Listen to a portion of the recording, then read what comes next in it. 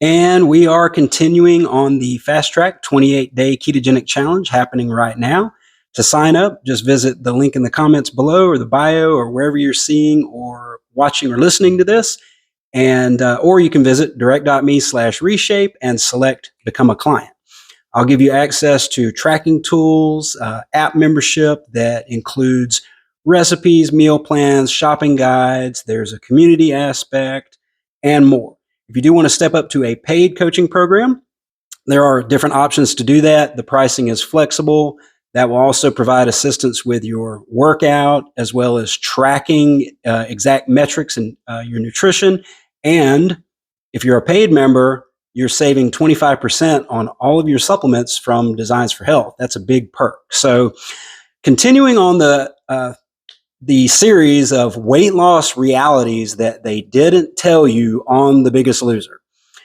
On these type of shows, if you're a fan, which I am, or I was when they were on the air, they routinely show people losing 10, 15 pounds a week or more.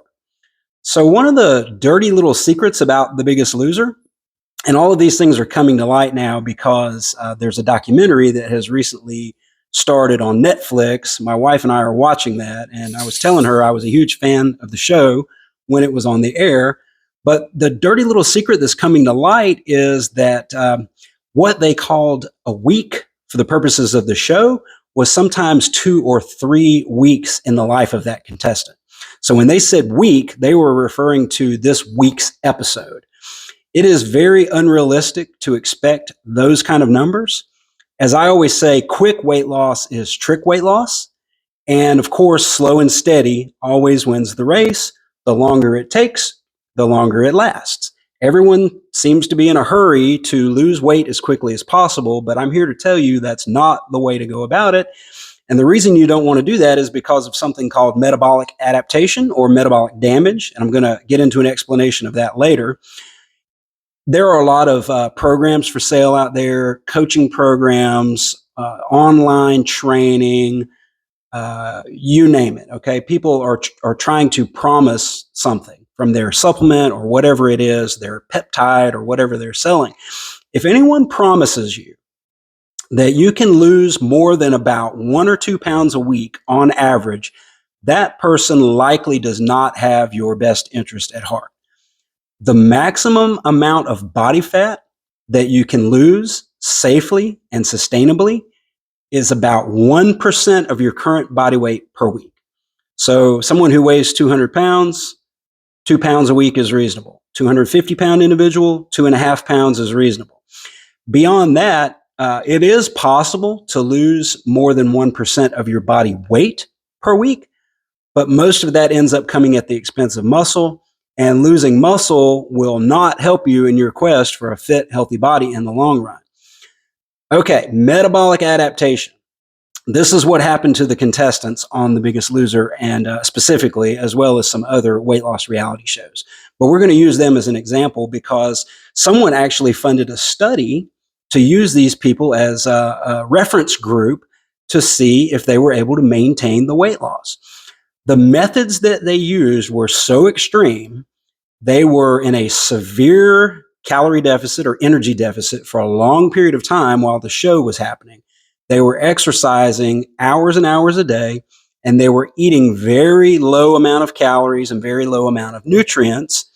And that resulted in metabolic adaptation or metabolic damage. Basic explanation for what that is, the simplest way I can say it, your body adapts to a lower energy intake. When you start expending more energy or bringing in less energy through food, your body senses there's a difference. And initially, it's going to give up body fat to make up the difference, which is great. If you're in an overall energy deficit, I'm hesitant to say calorie deficit because some of the energy deficit happens through activity. So if you are in a net energy deficit, we'll say, of about 500 calories per day, if you want to measure it in calories, that's fine. Those are calories, by the way, from carbs or fat. Okay. That's energy.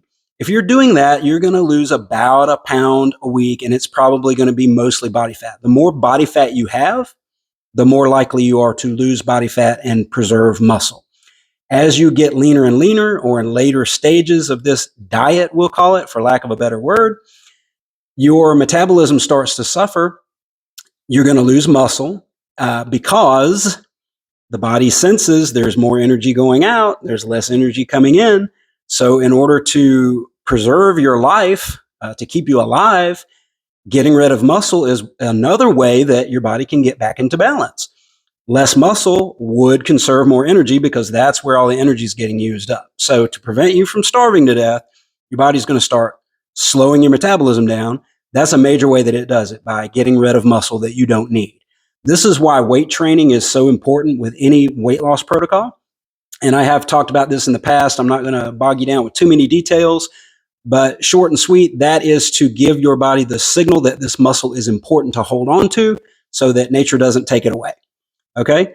Now, losing weight and losing body fat are not the same thing. The goal of my programs, or any SMART program, is to improve your body composition, not to just lose weight. So you do want to build or at least maintain lean muscle while you're losing body fat. And there are two tools that you can use to do that.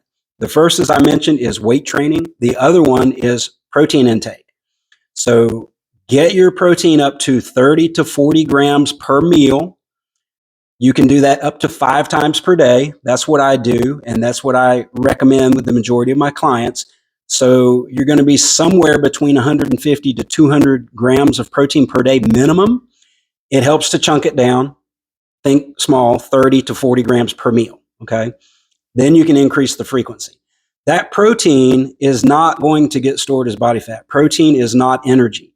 It's going to stimulate your metabolism. It's going to provide the raw building material that you need to prevent breakdown of muscle tissue. And as time goes by, you're going to elevate your metabolism because of the more frequent feeding. Another thing that happens, another thing that leads to metabolic adaptation, is something known as leptin resistance. We're familiar with insulin resistant. Leptin resistance is when your body loses the signal of leptin. Leptin is a hormone that releases body fat. That's one of the things it does, releases body fat from storage. So when you're on a moderate calorie deficit, energy deficit, leptin sensitivity is good. Your body gives up body fat. If you overshoot the target and if you undereat or overtrain, or a combination of the two to the extreme, then it starts to backfire. You start losing your leptin sensitivity. So the tactic that you can use to combat that is to eat more on the weekends. That's why the Reshape diet is a modified ketogenic diet. There are some carbs in a short window. Refeed and refuel is how I phrase it, on the weekends, 1 or 2 meals, 1 or 2 days per week on the weekends. And then you go back on the focused fat loss part of the diet. And it works extremely well. It allows you to be able to eat some of your favorite foods without having to worry about the consequences. To the contrary, they end up being beneficial. So that's your way out of metabolic damage if you're there. If you're working out all the time and eating a very small amount and you just can't lose weight, that's what's happened. You have adapted to the lower energy intake and the higher output. You need to step back a little bit. In bodybuilding terms, they call this a reverse diet.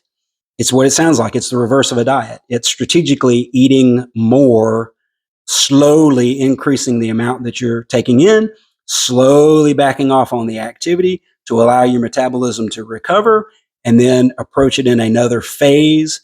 So, and this is wisdom that comes with time. I've told audiences before, I've lost 75 pounds. I've maintained it now for over 10 years. I've seen a lot of people lose weight and regain the weight. I lost weight and regained the weight. I figured out how to maintain the results, and that's what I'm trying to pass along in my courses, like the Fast Track. So if you want to know more about this, hit that link, message me, email me. I'll be happy to send you some information on that. That's all for today. Until next time, stay strong and enjoy the journey.